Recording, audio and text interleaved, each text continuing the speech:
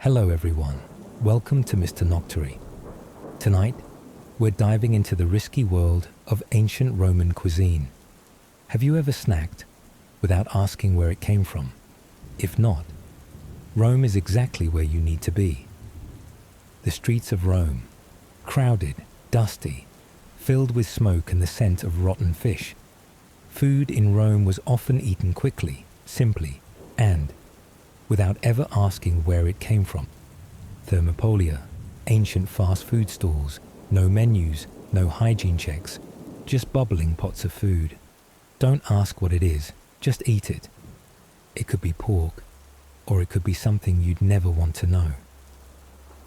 Before we begin, if this feels like a comforting late-night hideaway to you, hit like and subscribe, but only if you truly want to. Just like the rules in an old tavern, you stay only when you need a quiet place. And do you know what I love the most?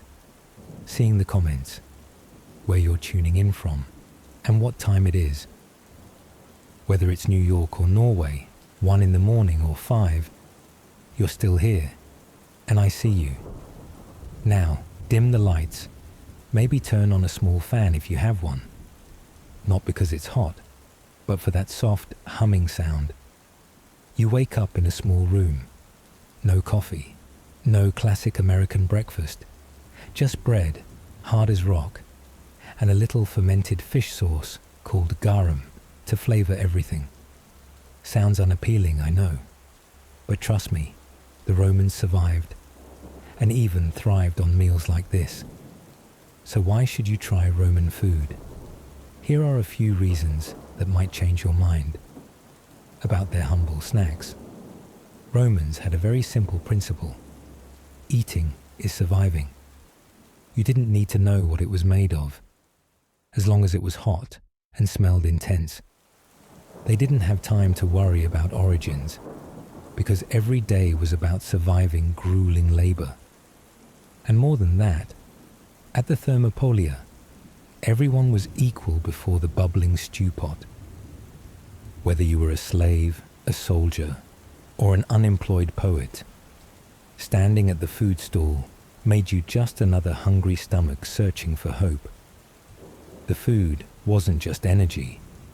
It was the one thing that made you feel alive.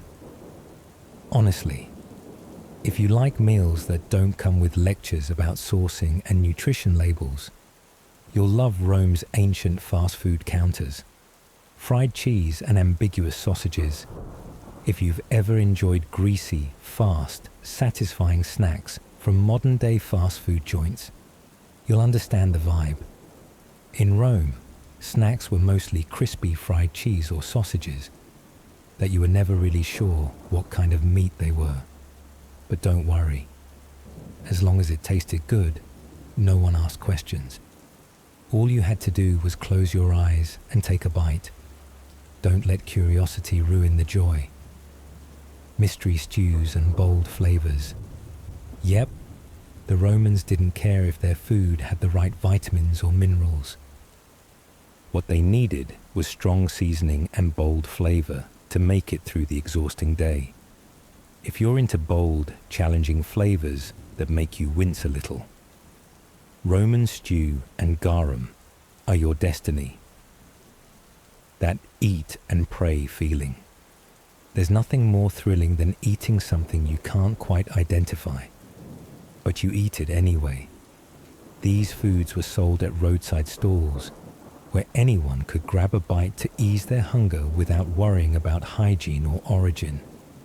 It was risky living, like biting into a rock-hard loaf of bread and thinking, well, at least I ate something.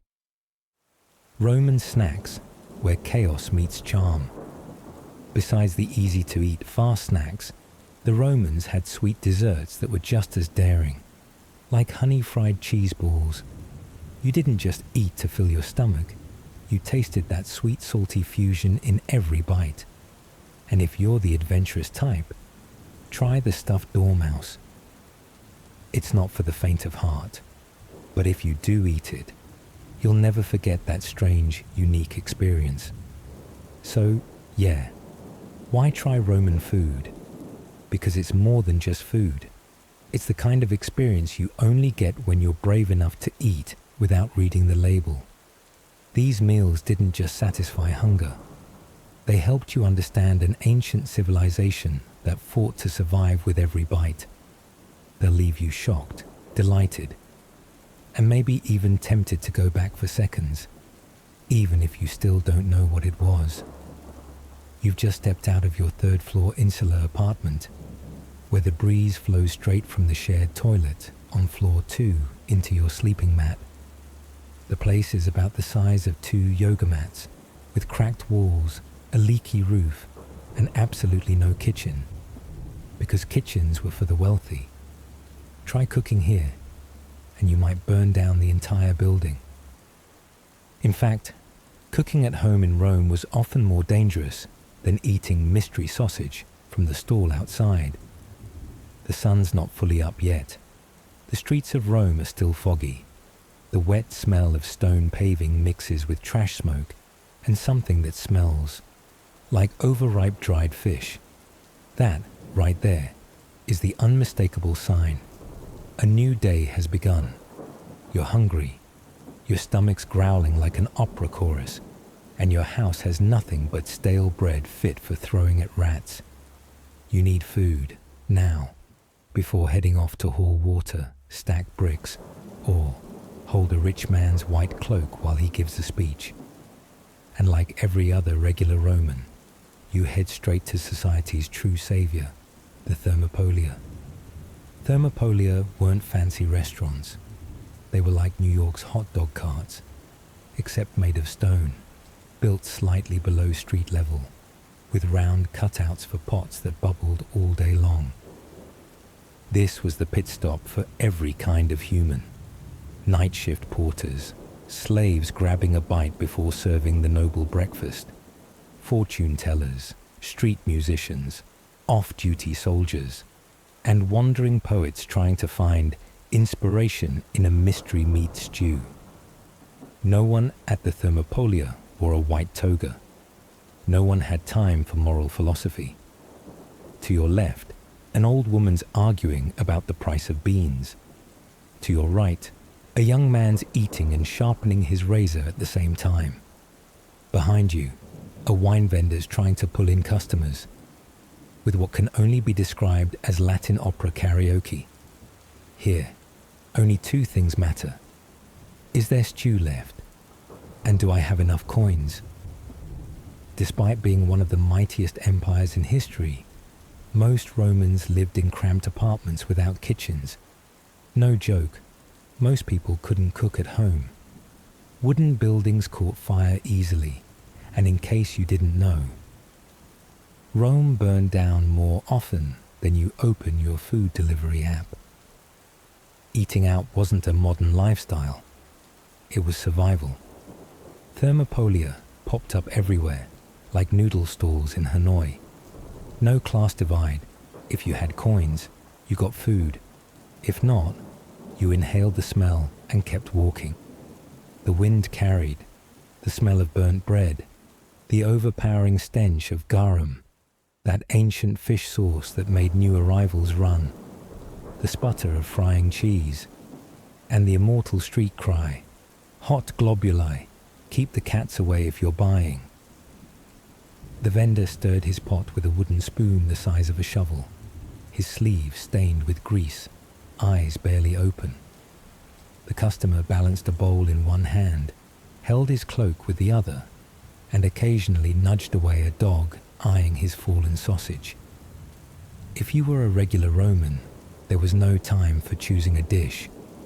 Meals weren't for pleasure. They were for fuel, like filling a gas tank. Hunger spared no one, and neither did the Thermopolia food. It didn't care if you were a Greek immigrant, a retired soldier, or a single dad carrying his kid while chewing a roasted chickpea cake. As long as you had coins, you got a hot bowl. Thermopolia weren't just food stalls. They were where people without the privilege of cooking, without time, without options, gathered to exist. Roman food, especially the snack kind, was survival ladled with spice, served with a wooden spoon, in a loud, crowded, forever hungry city. And that's why, to truly understand Rome, you can't just read about emperors. You have to stand at a thermopolia counter, holding a bowl of hot stew, sweat dripping onto your tunic, and ask yourself, what on earth did I just eat? You're standing in front of the thermopolia counter, and before you lies paradise or hell, depending on your stomach's endurance. A row of glossy black clay pots sunken into the stone countertop, each one bubbling like it's whispering an ancient curse. You don't see dish names. There's no detailed price list. Nobody's wearing plastic gloves. There's only the smell, the scent of burning, ancient fish sauce, and unidentifiable meat. Welcome to the ancient Roman version of fast food, where ordering means pointing randomly at the pot with the least smoke. No combos, no happy hour discounts, no VAT receipts. You walk in, take a deep breath, and sometimes regret it immediately because the garum hits your nose. Point at a pot and hope whatever's in it doesn't look back at you.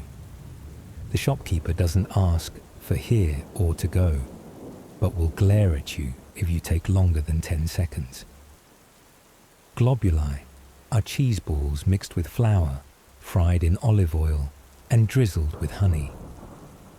The cheese is hand-mixed, rolled through flour like a Roman skincare ritual, then dropped into sizzling oil no one remembers the last time it was changed. Sounds sweet, but might stick to your mustache. First bite, hot and fragrant. Second bite, stuck to your front teeth. Third bite, you begin to wonder if ancient Romans had napkins. Still, this was the national dish, beloved by everyone from little kids to beer-bellied grandpas. If you thought ancient snacks were just potato chips, you're way off. But if you thought that's all they had, still wrong. There was another dish, so minimal you're unsure whether to call it a meal or a cry for help dressed in fish sauce. Dry bread dipped in garum. Panis, made from coarse wheat, baked hard as floor tiles, and often left overnight to save money. To eat, people dipped it in garum to soften it, and that's it. A bite of panis and garum might make you cry, not because it's tasty, but because it lets you survive hunger without selling your shirt. The Romans roasted chickpeas in clay pots, sprinkled with salt, and that was it. Chewing a handful, you feel like testing the limits of your dental durability, but in return, it's cheap, filling, and salty enough to keep you thirsty until the afternoon.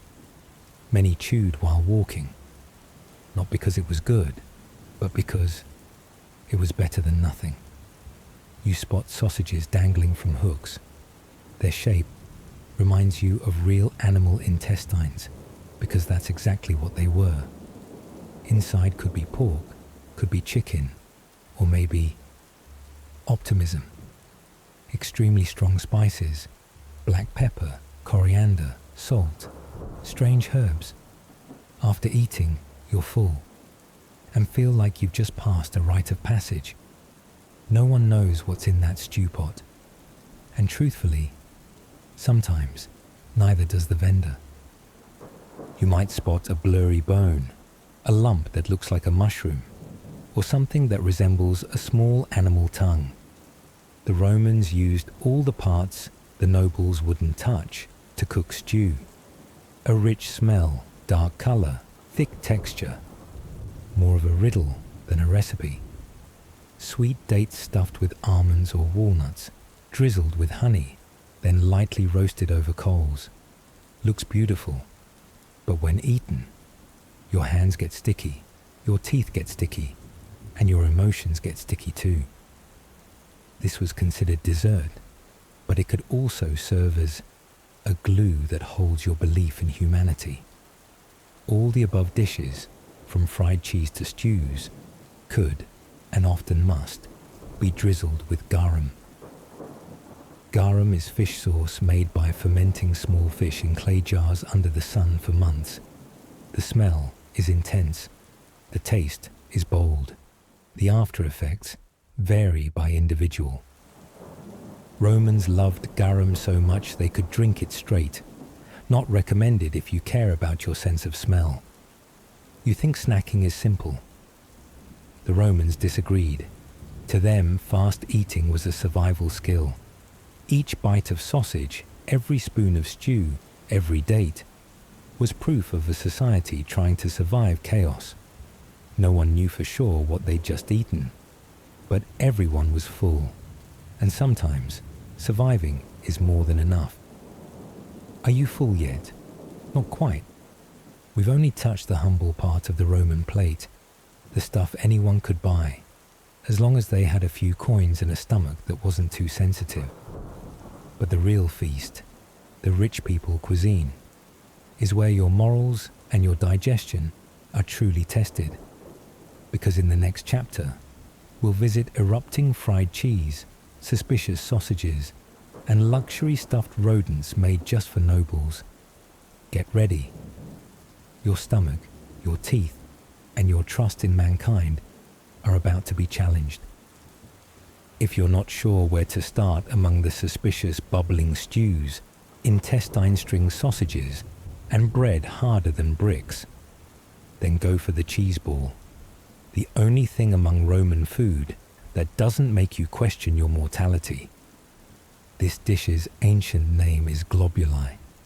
Sounds like a cute little planet, but it's actually cheese mixed with flour, deep fried in olive oil, and coated in honey as sweet as a sugary trap for the trusting.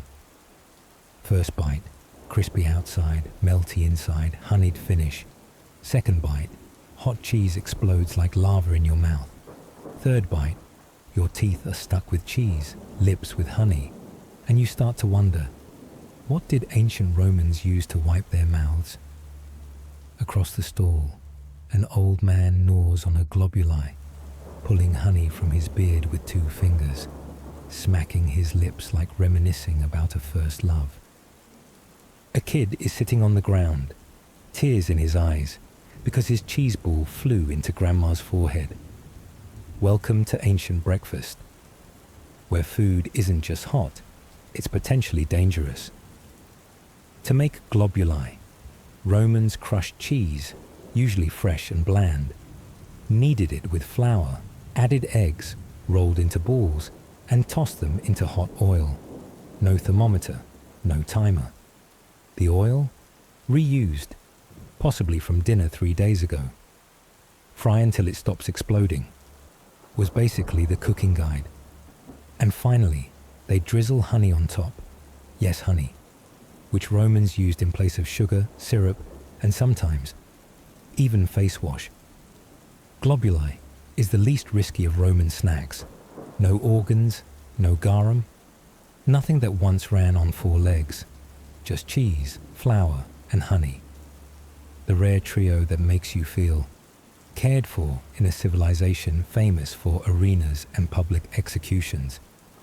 But don't be fooled by its cuteness. After 4 pieces, your mouth feels like it's lined with cheese glue. After 6, you might hear your heartbeat echoing in your ears. After 8, congrats. You've officially joined the Romans who stroked out from too much cheese club. Fried cheese is the easiest to try, easiest to recommend, and least likely to emotionally scar you. Because it's round, because it's sweet, because it doesn't look back at you from the pot, because you're not ready for garum, because it's the soft, melty love in a world made of swords and marble. No one ever cried after eating globuli. No one ever had nightmares about it. People just remembered it as a little taste of ancient sweetness in a life filled with animal guts and fermented fish sauce. In some regions, globuli was served as a wedding dessert. No flowers, no cake, just round, hot, sticky balls. Like a reminder that marriage is sweet, but can hit you in the face at any moment. Some Roman satirical poems even mentioned young men using globuli to confess love. I offer you this little round ball, like my heart, soft, melting, and full of sweet honey. We don't know if the girl said yes, but the records say, that guy never appeared in another manuscript. No flowers, no cake, just round, hot, sticky balls, like a reminder that marriage is sweet, but can hit you in the face at any moment. If you've got one coin in your pocket and an intact stomach, buy Globuli. Start with the one thing that doesn't challenge your morals. Because next chapter, we head into more dangerous ground. Lucanica sausages, the food that fills your belly and shakes your faith.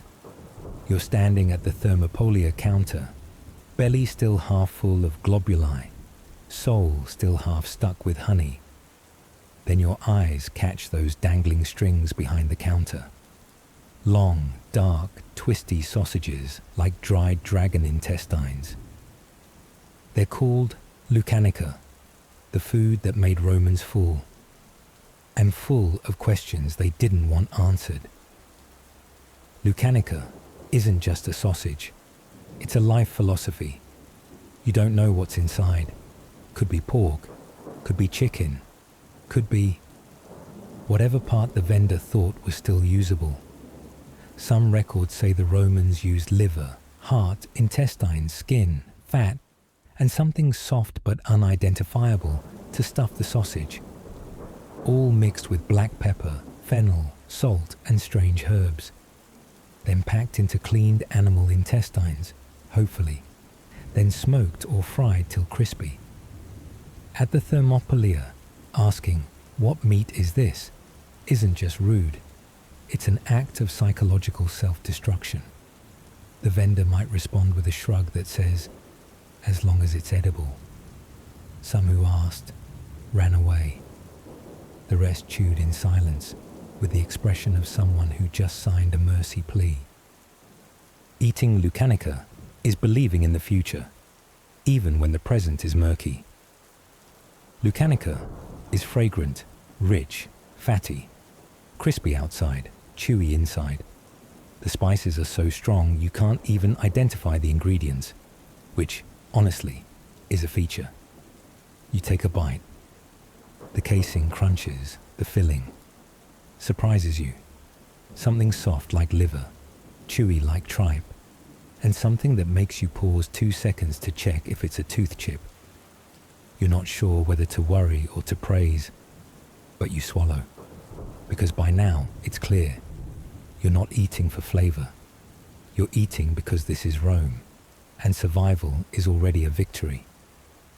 First bite, you frown. Second bite, unexpectedly tasty. Third bite, you no longer want to know what you're eating.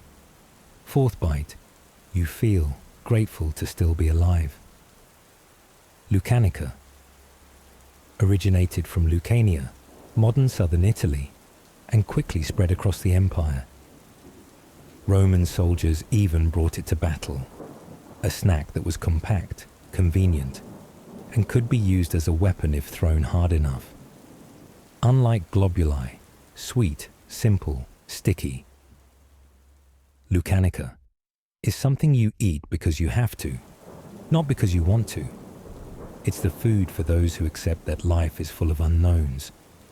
And sometimes, it's best not to flip to the answer key. You swallow the last bite, your mouth tingling with pepper, your gut slightly tense, and your heart both grateful and confused. You glance at the still hanging sausages. They seem like whispers from the past. I won't tell you what I am, but you ate me, and you survived. The thermopolia is heating up, not because of the sun, but because the massive clay pot in the middle of the counter has started steaming. That pot isn't just boiling, it's breathing. Puffs of smoke rise like the breath of some ancient creature imprisoned beneath the surface. Someone once swore they saw the lid tremble, but no one dares open it, not because they're scared, but because they know. Some secrets are better left to simmer. Inside is the legendary stew of every Roman fast food stall, ofella, a dish that needs no introduction, no ingredient list, no conscience, because simply put, it's never the same twice. Ofella is what's left after everything else. It may contain bits of bone from sausages, fish heads from garum, onions about to spoil, chicken skin, pig feet, leftover veggies, and a chunk of something that doesn't belong to anyone. The vendor throws everything into the pot, adds water, salt, and faith, and lets it boil from morning till dusk. No one stirs. No one looks inside. Boiling means it's still good. Smoking means it's edible. No burning means you're lucky. You hold a clay bowl, take the first spoonful. It's hot, salty, pungent, but there's a strange comfort to it, like your mum's soup. If your mum were a part-time livestock butcher, it reminds you of a childhood you never had. Or if you did, it involved drinking mouldy boiled greens while being told, it's good for your blood. Ofella is good too, but in the sense of survive today, ask questions tomorrow. A piece of vegetable floats by. No one knows where it came from. A chunk of meat. You pray it's beef. Something that looks like skin.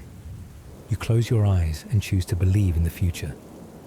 In Roman society, no food was wasted. No refrigerators. No composting system. If it could still be used, it was cooked. Ofella was made for those who had no time, had no standards, had no choice. It was stew, main course, side dish, hunger cure, and sometimes the last thing you ate that day. No one called ofella by name. Romans just pointed to the pot and said, "Give me that." Once, someone asked, "What is this?" The vendor stared into the pot, sighed and said, "This is a challenge." The seller didn't ask again, because they weren't sure what they were selling either. It was just a silent agreement between a hungry stomach and a pot that kept boiling. Whether soldier, slave, or citizen, everyone had eaten this, sitting on a stone step, holding a bowl of stew, watching the crowd pass by. In the Roman winter, when wind howled through the cracks in the wall, your feet froze stiff, and your willpower iced over. A bowl of ofella didn't just warm your stomach. It reminded you, you're still alive. You still have taste buds, and maybe you'll live to tell the tale. That's when you realize the empire wasn't built only on stone, but also on nameless stew pots that kept millions of strangers fed with the same shared fate. You sipped the last spoonful, your mouth slightly burned, your heart feeling full. Not from food, but because you've just passed a tiny challenge with yourself. I ate it, I'm still here, and I don't need to know what it was. You thought you were done. After fried cheese, sketchy sausages, and stew like whoever dies first gets the bigger scoop, you thought nothing could shake you anymore. Until the vendor pours a brown liquid over your bowl and says, "Garum," for flavor. You sniff and realize flavor is a very subjective word. Garum is not a smell you forget. It sticks to your hands, your hair, your memories. Someone once dreamed of being chased by dead fish just because they smelled garum on an empty stomach. Garum is Roman fish sauce, but calling it fish sauce is too kind.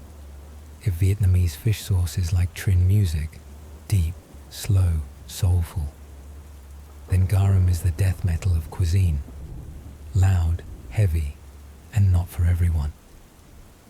Garum is made from small fish, usually anchovies, mixed with fish guts, sprinkled with salt, and fermented under the sun for 3 to 6 months. No lids, no stirring. Only time and flies are your companions. After long enough, the fish dissolve into a dark liquid, skimmed from the top. That's pure garum. The sludge at the bottom, they use that too, because waste is a sin. Garum isn't something you offer a new date, unless you want to test their endurance, or break up cleanly, no explanation needed. Its smell is a punch to the nose, a truth no one wants to face, something that scares cats and makes birds fly backwards. Romans didn't just eat garum, they were addicted to it. They poured it over cheese, bread, eggs, grilled fish, even fruit. Maybe, if ice cream had existed, they'd have poured garum on that too. A premium bottle of garum could cost as much as a small gold bar. In Pompeii, dozens of garum factories were uncovered, places that mass-produced industrial-grade stench. Garum makers were often isolated from society, not for class reasons, but for smell. Records say garum makers' wives were excused from sitting near them at dinner, and even the village cats refused to follow them home. Some got rich off garum. Others lost their marriages for living near a garum factory. No matter what you're eating, without garum, Romans would look at you like you just refused to wash your hands after using the bathroom. Garum makes food richer, taste deeper, and makes you drink twice as much water. High-end garum, called Garum sociorum, was skimmed from the innermost layer of the fermentation jar. No residue, no flies, so clear, you could see your past in it. The rich used this, the poor used the bottom, thicker, saltier, and sometimes you could hear the fish whisper. A Roman poet once wrote, mockingly, "If life is a feast, then garum is the dip that makes you want to remember, then forget." There's a rumor that during a siege, Roman soldiers threw a jar of spoiled garum into the enemy camp. No one died, but the whole army fled, thinking the god of death had arrived by smell. You taste a drop of garum. The first note, salt. The second, fish. The last is shattered faith. But you understand something now. Garum isn't just a condiment, it's destiny. Because if you can swallow it, you deserve to be called a survivor of the Roman Empire. You're dragging yourself along after a bewildering meal of sausages and rotten fish sauce, thinking to yourself, just something simple, crunchy, not messy, not raw, not squeaky. And that's when roasted chickpeas, Psycha arietinum, appear. No promises, no pomp, just a handful of chickpeas roasted until you could use them as rubber band ammo. Roman kids had no slime, no handheld games, but they had roasted chickpeas. They stuffed them in pockets, used them as weapons in skirmishes, for shooting rats, even hitting yawning guards. Once, someone recounted a chickpea landing on a games judge's helmet, and instead of angrily tossing it away, he asked for more. If you're an ordinary citizen, neither noble nor the private slave of the wealthy, then congratulations, this is your food. A handful of salted roasted chickpeas warms your hand and keeps your mouth busy all afternoon. Sold at markets, street corners, outside the arena, beside fortune tellers' tents, or in front of public baths. Roasted chickpeas were something to buy and chew without thinking. Chickpeas were soaked, lightly boiled, then dried and roasted in clay pans or hot stone ovens. No fancy seasoning, no garum, no honey, no poetic labels attached, just salt. And a lot of hope that your teeth were sturdy enough to chew them down to the last piece.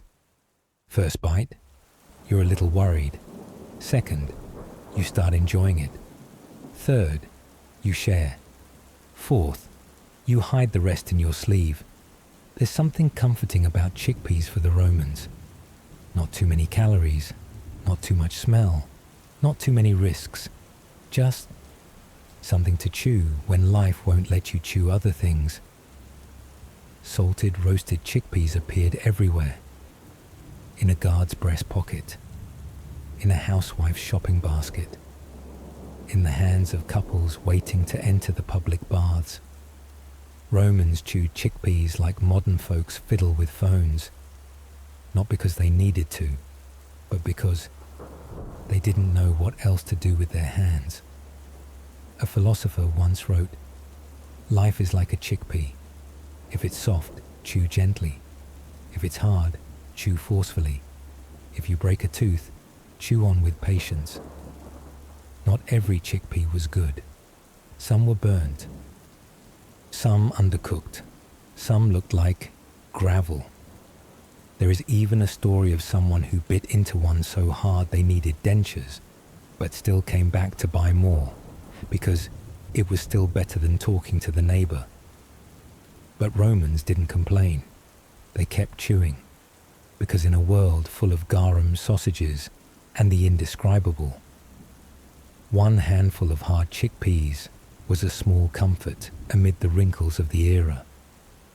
You might not remember yesterday's stew, but you'll remember the crack, a sound traveling far, like a chant for your digestion.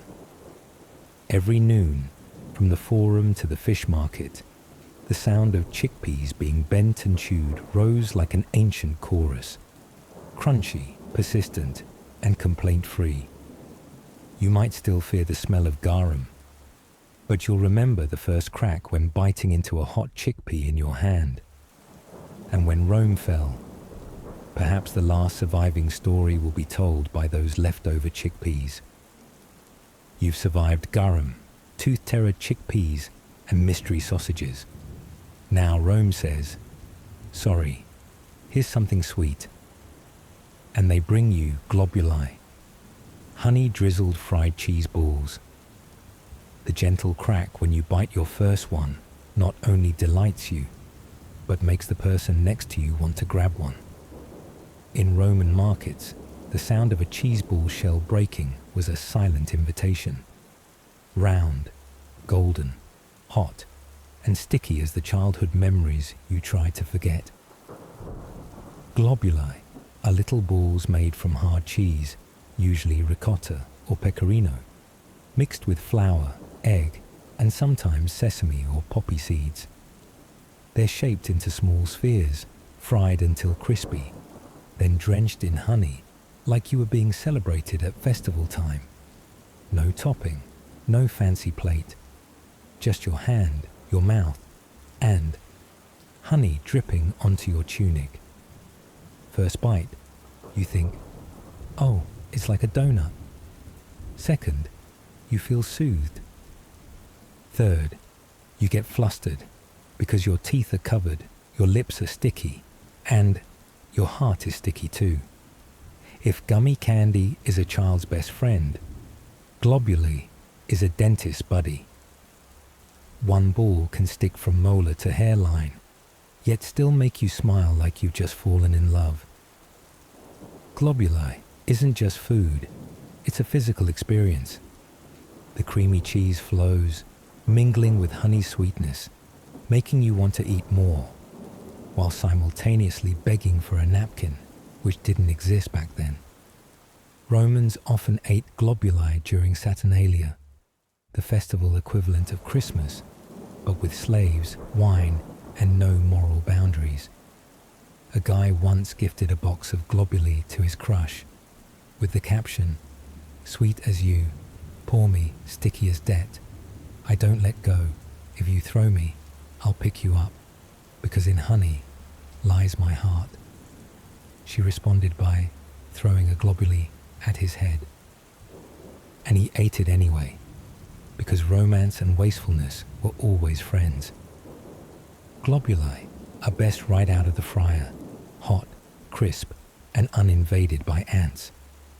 Worst when left overnight, because that's when they become as sticky as ancient tar. They don't keep, but you don't need them to. You usually eat them until you're full, sticky, and slightly regretful. There are claims Julius Caesar once called globuli, a sweet strong enough to conquer all gall, if thrown at the right moment. In ancient Naples, pine nuts were added. In Carthage, they mixed in black pepper to wake the palate. In Gaul, they didn't know what it was, but ate it anyway, because Rome ate it, and Rome didn't kill them. Of course, these are just anecdotes, but no one denies globuli ends every argument, because when your mouth is sticky with honey, you can't argue anymore. Globuli don't pretend elegance. They don't lie about sugar content. They appear, roll into your belly, leaving a sweet stickiness, not removable with water. If Rome was an empire built on blood and sweat, then globuli is the stickiness left from the feast, reminding you softness can still exist in a harsh world. You thought Rome would let you end your meal with something gentle, soft, easy to digest and kind. And then they hand you a date. It looks harmless, soft, dark brown. But inside roams a geometric sweet trap, a kind of ancient candy that can chip your teeth if you're not careful. It's no longer dessert. It's a sweet landmine. You enjoy it with the tension of a gladiator entering the Colosseum. Only instead of a lion, you're gambling on whether you'll bite a pit. Romans loved these not just for sweetness, but because they could be, stuffed with pine nuts, stuffed with black pepper, stuffed with almonds or even cheese, then drizzled with hot honey, because Romans had no concept of just enough. This is the sort of dessert that demands caution, elegant, chewy, fragrant, and entirely capable of delivering biteables you didn't expect. First bite, soft. Second, cleanly sweet. Third, crunch.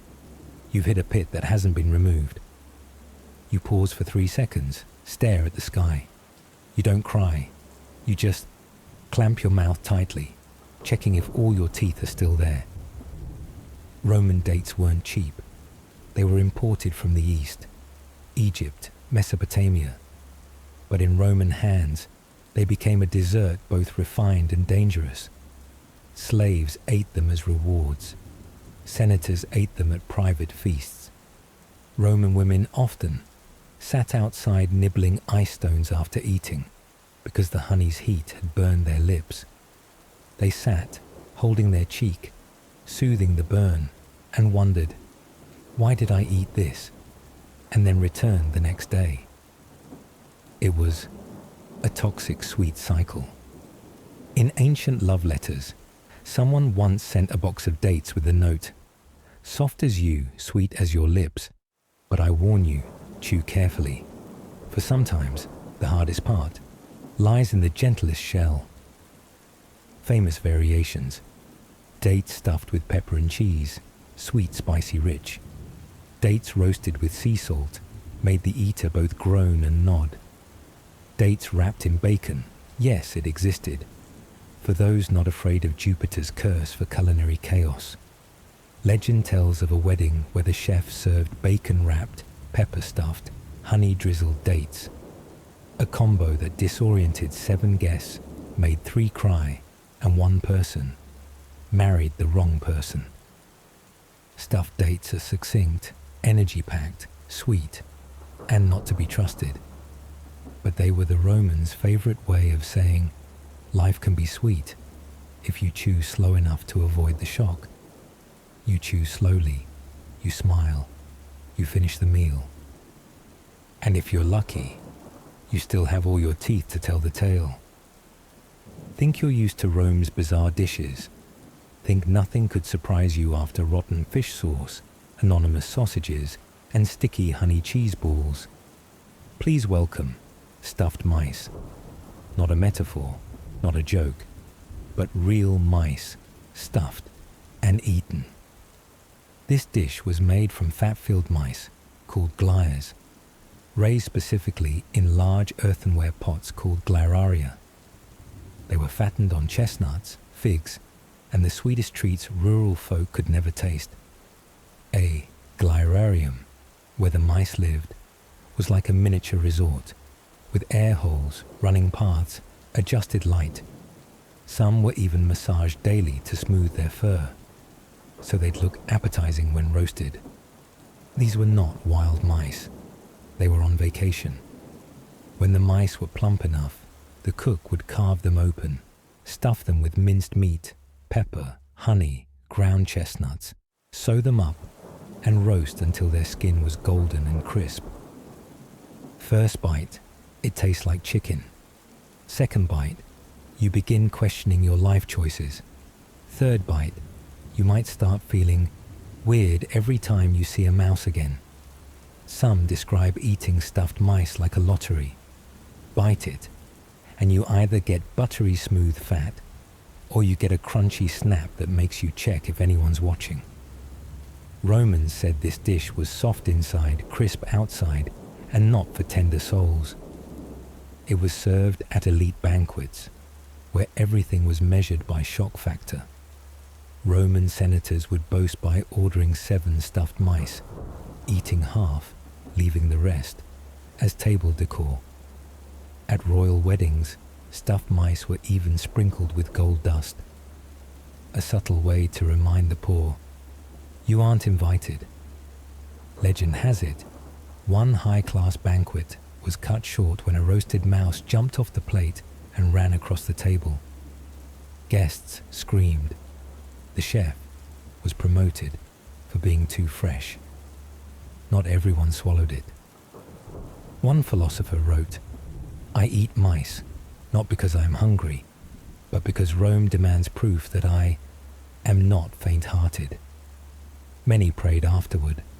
A few asked for seconds. They were bred, cared for, and cleaned more conscientiously than most Roman legionaries' garments. Meaning, if you survived the mystery sausage in the previous chapter, it was probably safer. A plump mouse, skin shiny as wax, eaten, stuffed, roasted to crisp. Nobles chew, plebs gape, power sits between your front teeth. Stuffed mice were more than food. They were a statement. Living evidence and edible that Rome not only conquered with swords, but also with boldness in cuisine. And if you eat one, not because it tastes good, but because you've gone too far to turn back, you've chewed chickpeas like slingshot ammo, you've smelled garum like a punch from the past, you've bitten into globuli that glued your teeth shut, and tasted dates like thrill rides. And the mouse. Let's not talk about the mouse. So if you actually lived in ancient Rome, how would you survive a full day? Short answer. You'd need a strong stomach, sturdy teeth, steady nerves, and a heart kept far away from your tongue. In Rome, the phrase, "What is this dish?" often led to flashbacks you'd regret ever triggering. Whether it's sausage, pastry, or the legendary fish sauce, sometimes not knowing was a longer-lasting survival strategy. This was the golden rule at every group meal. If a Roman senator is smiling while eating something, wait until he swallows. If he frowns, you should run. If he faints, it's already too late. Roasted chickpeas weren't just food. They were ammo, a signal, a unit of non-verbal communication. Throw it at someone's foot, it's a greeting. Hit them in the head, it's a challenge. Land one in their mouth, it's a marriage proposal. Globuli, dates, or stuffed mice, all contained architectural surprises inside. Chew too fast, crack a tooth, bite too hard, break a dream, eat in the dark, you're likely to mistake a candle. In modern buffets, you pick food by label.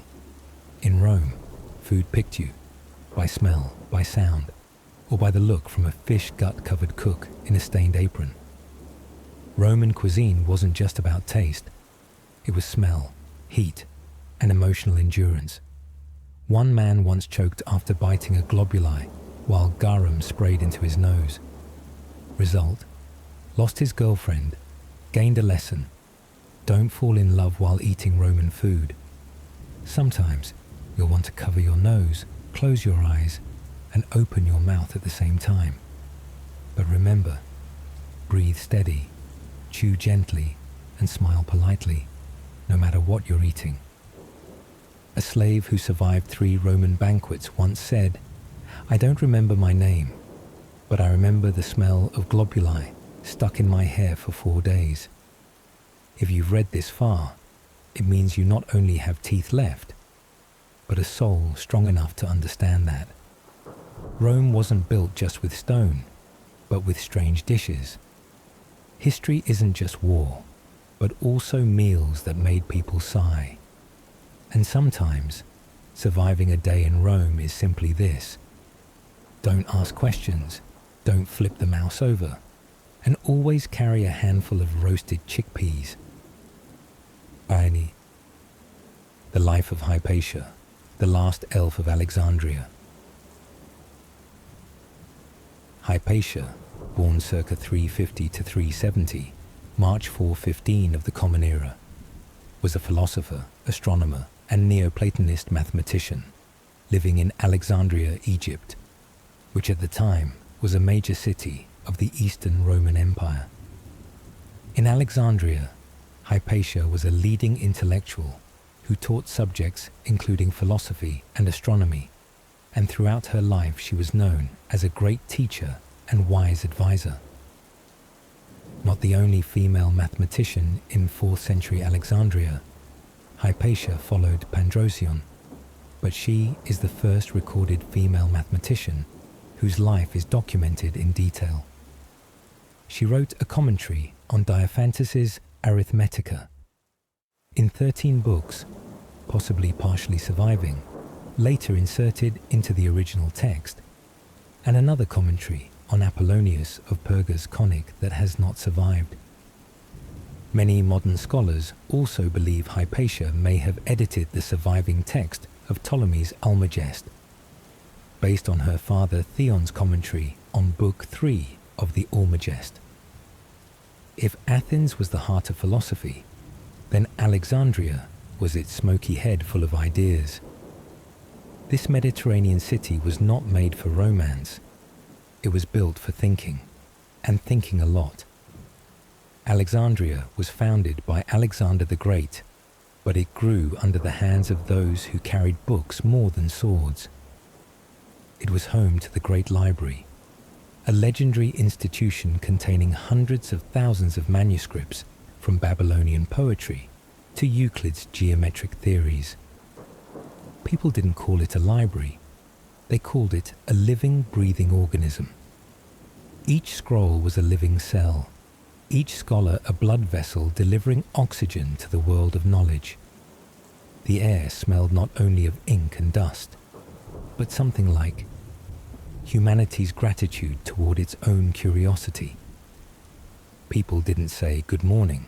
They asked, "What are you studying today?" From astronomers calculating star orbits by eye to philosophers spending hours just to redefine the word soul. From scriptoriums where copyists blew dust off every letter using their breath, to tea corners where scholars argued about cosmic models using olive pits and bits of bread. Kids memorized Homer's epics before learning to count, and grown-ups, if they hadn't read at least 3 scrolls a week, they were considered living without purpose. In Alexandria, not learning was shameful. Alexandria was like a blazing oil lamp, burning brilliantly, but its wick shrinking. The brighter it shone, the nearer came a long night. Like an overloaded brain overwhelmed with ideas, Alexandria began to overheat from its own intellect. Questions no longer stayed on paper. They began to ignite relationships between people. In a place where the light is too strong, the darkness grows deeper. This city didn't just hold books, it held power, religion, and the pride of too many civilizations piled together. Greek, Egyptian, Jewish, Roman, Christian. Everyone thought they were right, and among all those rights, the different became heresy. In Alexandria, you can read everything, unless it angers someone. In Alexandria, questioning was no longer harmless. They were blades cutting faith, sparks igniting dry doctrinal wood. A scholar who asked the wrong question could lose his teaching position. A manuscript that named a deity incorrectly could be burned, and a woman daring to teach philosophy could become a target. When you have too many intellectuals, you get too much conflict. And when those conflicts leave the library, they enter churches, courts, and streets. Just one wrong question at the wrong time was enough to be labeled heresy. Because here, people worshipped books, but only the ones they chose. And amid that city, a young woman quietly stepped forward, not to lead chants, not to preach, but to ask, if everyone shouts their own truth, who listens to reason? No one knows Hypatia's exact birth date. There was no birthday card, no statue, not even an official biography written during her lifetime. There is only one thing everyone agrees on. She was unlike anyone they knew. Theon was not a father who took his daughter for park strolls. He was a scholar, a copyist, an editor of Euclid's and Ptolemy's manuscripts. He did not raise his daughter like an ordinary father. He trained Hypatia as though she were a living manuscript, editing each thought like correcting a line of text, refining each question as though revising a definition in an astronomical treatise. That father didn't tell fairy tales to his daughter, but spoke to her about planetary orbits, reduced fractions and things unseen, but provable by reason. No dolls, no lace handkerchiefs, no lullaby of sleep, my child. Only a compass, white chalk, a wooden board, and Theon's even voice. If a theorem isn't logical, even if it's beautiful, it cannot be trusted. Her study desk had no decoration, only chalk-stained fingerprints, uneven circles, and manuscripts piled like a messy bird's nest, but full of order. Light streamed not from a chandelier, but through a dusty window frame, where Hypatia sat for hours, drawing constellations without even glancing up. She studied geometry as others learned to walk. She learned reasoning as others learned to speak, and learned to doubt as a survival reflex. Because in her father's eyes, Hypatia wasn't a girl. She was a mind to be honed, a student, a project of reason. And that was what made her often very lonely. No one played with the girl who always asked, why does darkness exist if light travels faster? No one wanted to be close to someone always questioning the soul when everyone else sought rest after prayer. She had few friends, but she had ideals, and those ideals were big enough to fill the void friendship couldn't. And so she grew in a world where questions mattered more than answers, and curiosity was a moral code. They say children lulled by fairy tales grow up to dream, but children rocked by theorems grow up to awaken the world. But the price is loneliness, and Hypatia paid it with decades of silence. When other little girls were taught to walk softly, sit straight, and wait to be chosen, Hypatia was taught to analyze equilateral triangles and chart planetary paths. When others learned how to wrap their hair neatly, she learned how to wrap the universe again, using geometric equations. Hypatia was not a flower in a pot. She was grass growing between hard stones, uncared for, unbreakable, and unpredictable. When her peers embroidered floral patterns, she sketched star charts, When marriage whispers were in ears, she copied Pythagoras's manuscripts. And when crowds prayed in the square, she quietly calculated celestial movements. No one taught her how to be loved, but she became very good at commanding respect. Hypatia came of age, not in the way the world expected. She did not grow gentler. She did not practice embroidery, nor did she learn to lower her head when a man passed by. Instead, she stood up and began teaching. The Alexandria school at that time was a place where being male and literate gave anyone the right to speak. But Hypatia, she was a woman. And not only literate, she was better than most of the male teachers seated below. Her classroom had no fancy podium, only a wooden board, wax pencils, a few scrolls, and a room full of eyes, too stunned to blink. She taught Neoplatonic philosophy, astronomy, and mathematics. No microphone, no saving face, just a piece of chalk, a wooden board, and an intellect impossible to ignore. They say she didn't have to shout. She just read definitions, and the whole room fell silent like a temple. When women were taught to speak softly, walk slowly, and always smile. Hypatia spoke clearly, walked straight, and rarely smiled. She did not wear a white veil, did not apply perfume, did not wear religious symbols. She carried only a copy of a theorem, and eyes that forced people to straighten their seated posture. Students came from everywhere, Syria, Egypt, Rome. They listened to her as if listening to truth not wrapped in faith, but wrapped in formulas.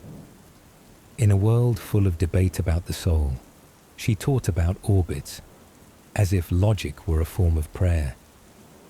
Not everyone admired her. Some students came just to see, what could a woman teach? And then they left, some stunned, others irritated, some quietly returning the next day. Not because they believed her, but because they couldn't disprove her. Hypatia didn't need banners, no feminist slogans. She just needed to show up, on time, with the right board, the right theorem, to challenge everything. In a world where women weren't invited into debates, she sat at the center of the round table, asking no permission, waiting for no chance, but seizing it with her ability. Every day Hypatia stepped out of the house was a declaration. Women could also create truth. No male titles needed, no permission required. Just knowledge, and the courage to let others know that you know. In that society, where femininity was packaged in silence and obedience, Hypatia was a crack, and the light from that crack made many people uneasy. Hypatia grew up, not to become a proper lady, but to become the first woman to make men fall silent and listen. Alexandria was once the city of questions. Now, it was becoming the city of answers, printed on crosses, not chalkboards. People no longer came to debate. They came to hear what they already believed, and those who said otherwise were seen as threatening faith. In a place like Alexandria, where books were worshipped, one might assume the more wise you are, the more respected. But Hypatia, the more she knew, the more uncomfortable she made people. One priest preached that the earth stood still, because the Bible said so. But Hypatia said it moved, because she had calculated it. One side held God, the other held her board, and people began to choose God. In an era rising on religion, with sermons about faith ringing across the city, Hypatia continued quietly speaking about planetary orbits, intellectual integrity, and the value of doubt. She didn't deny the divine, but she wouldn't let the divine replace thought. And that, for some, was the greatest sin. In that city, were two powerful men, Orestes, the political governor, and Cyril, the religious bishop. They didn't kill each other, but both commanded crowds, and both wanted to win without wielding a weapon. And between them stood a woman with a chalkboard, belonging to no side, but destined to be chosen as a sacrifice. No one spoke it aloud, but people began watching her with wary eyes. A woman teaching math, allowed, philosophy, tolerated, but a woman making men admit they were wrong. No, that was unforgivable. And Hypatia didn't know how to bow. She could have stayed silent, taught less, smiled more, used softer words, but she chose not to. Not because she was stubborn, but because she believed if reason isn't defended, soon everything would be buried in fear. She kept teaching, kept analyzing, kept living as if knowledge could protect one from all dangers. She believed if she lived by reason, then the world would act reasonably. But Alexandria had not been reasonable for a long time. Knowledge can illuminate the mind, but cannot soften hate. And Hypatia, though brilliant, could not solve the equation of fear of being replaced, could not diagram the insignificance of powerful men before a woman who dared teach. And so, people began whispering, then accusing, then plotting. In Alexandria, as in most of the ancient world, when men spoke, it was seen as virtuous for women to remain silent. When men argued, it was deemed wise for women to withdraw. But Hypatia, she did not stay silent, she did not step back, and she never regretted it. She didn't stand in the square calling for rebellion. No banners, no chanting philosophy slogans. She just taught, just went to class, just taught others how to think clearly. And that was the most dangerous thing of all. Because no one fears a woman who shouts, but people fear a woman who makes them ask questions. Some bowed before her, but only when no one was watching. Some nodded in approval, only after she left.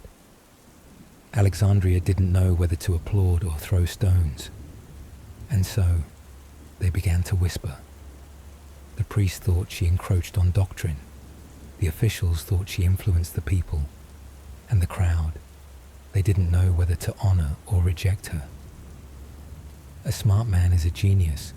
A smart woman is either an explanation or a threat to be eliminated. Because women, by the norms of the time, were not to write theorems, but to write shopping lists, not to point out logical flaws, but to quietly stitch up old fraying beliefs. And Hypatia, she did the exact opposite of those expectations, completely naturally. She heard the rumors, knew well they spread through every street corner. But she said nothing, not out of fear, but because she was used to living amid misunderstanding. No one dared write an indictment, but everyone knew she was already on trial. Not in court, but in the collective mind. No one said she was wrong. They just said she was dangerous, that she was a witch, that she met too often with the authorities, that she obstructed God's plan. And the scariest thing? No evidence needed. Just repeat the rumor. Enough times. When men feel their power slipping, they don't attack power itself. They strike at the woman brave enough to walk where she isn't supposed to be. Among those who sat silently in Hypatia's class was one man named Orestes. Not the best student, not the smartest, but he had something others didn't. Power. One day, in class, Orestes asked her, if power and righteousness conflict, which should one choose? She did not answer at once. She drew a circle on the board and said slowly, stand in the center, don't take either side. Orestes, armed with both knowledge and political connections, became the governor of Alexandria, a position that made him a thorn in the church's side as it grew stronger. Hypatia, though she did not engage in politics, she was labeled his secret advisor. They whisper, behind every tough decision he makes is the calm voice of a woman in white robes. She knew this. Orestes could not save her, not because he was cruel, but because he was no longer the inquisitive student he once had been.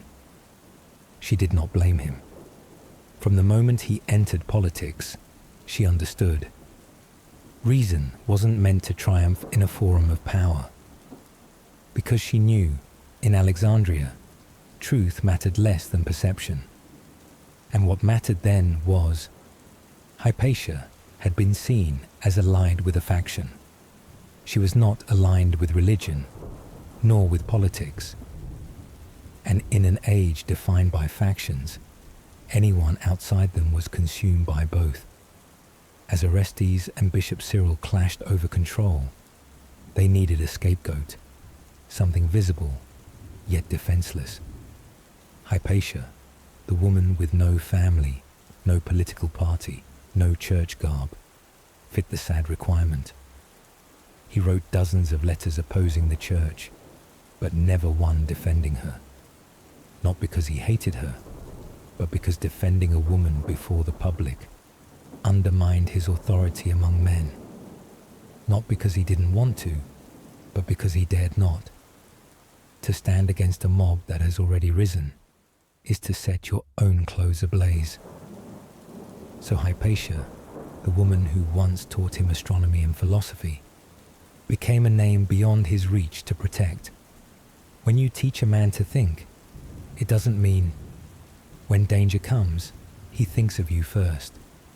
No arrest warrant, no trial, no charge announced, just an afternoon and a group of angry men and a woman with no one by her side. None of them thought they were committing evil. They were just following orders, as if they were cleansing an undefined stain someone had placed on her forehead. She was stopped in the street, dragged out of her carriage, brought into a temple, once a place of prayer. That place, once an old library, with students sitting cross-legged, listening to her teaching about orbits and reasoning. Now there was only dust, moss, and pounding footsteps. No books, no boards, only stones, and hands ready to throw them. Then they didn't ask, didn't speak. They just acted, as if she was the embodiment of every fear. They stripped her clothes, scratched her with shell fragments, and dragged her corpse along the very streets where she once taught. No one knows what she said, or if she even had time to say anything. Perhaps she remained silent. Perhaps. Her mind was still computing orbit cycles, as if intellect was the last thing she chose to carry with her. She was stopped in the street, dragged from her carriage, brought into that temple once used for prayer. Then they didn't ask, didn't speak. They just acted, as if she was the personification of every fear. They stripped her clothes, scratched her with shell fragments, and dragged her body along streets she had once taught in. No soldier, no magistrate, no shout. Enough. Orestes, silent. Cyril, silent. Alexandria, silent. Because when a mob is angry, truth becomes too thin to save anyone. No one rescued a single scroll she had handwritten. No one remembered her teaching method. No one engraved her name on the library's stone columns, where she once stood teaching every Thursday morning. It all vanished, as if she had never existed. No monument, no grave. Only rumors, accusations, and an empty space in the library. No monument, no grave. Only rumors, accusations, and a gap amid the books. Some say she died for politics, others say for heresy. But no one was right, because no one cared anymore what was right. the city that once blazed each morning, not because of the sun, but because someone was writing, reading, asking.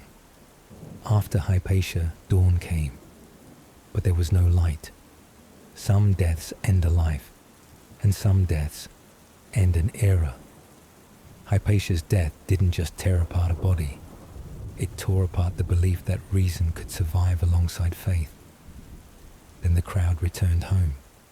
No one was judged, no one questioned, no one even felt they had done wrong. And so, Alexandria continued, as if nothing happened. Scholars packed up manuscripts, bundling knowledge with cloth ties. They were not angry, just tired, because they knew if a woman could be killed for teaching, then all knowledge was waiting to be burned. No more classes. No more hand-copied manuscripts. No more late-night debates about the soul's nature or Saturn's cycles. Since that day, no one dared stand in the square with only a piece of chalk and faith in logic. The library didn't blaze. It didn't collapse. It just silently shed peeling plaster, grew damp mold, like an old person witnessing the last generation walk away without turning back. The library was abandoned, books decayed, paper rotted, ideas rotted into stone walls, and scholars who once traveled from Syria, Athens, Nubia, moved elsewhere, where knowledge had not been burned nor suffocated by doctrine and swords. Hypatia was gone, and Alexandria never shone again. She has no grave, no statue, no official feast day, but she never truly disappeared. You don't need to go to Alexandria to encounter her. You just need to ask a question no one wants you to ask. And in that moment, Hypatia is sitting beside you, silently. Whenever you ask yourself, can I think differently? When you tilt your head at a problem instead of bowing before doctrine. When you teach someone to ask questions instead of teaching obedience. In that moment, Hypatia is reborn. In that moment, even if no one speaks her name, no statue of Hypatia. But there are lectures that begin with, rethink this. No one sings about her, but there are millions who think as she once did.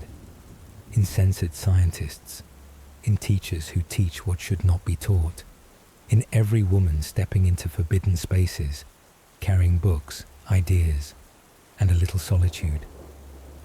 She does not need posterity to praise her.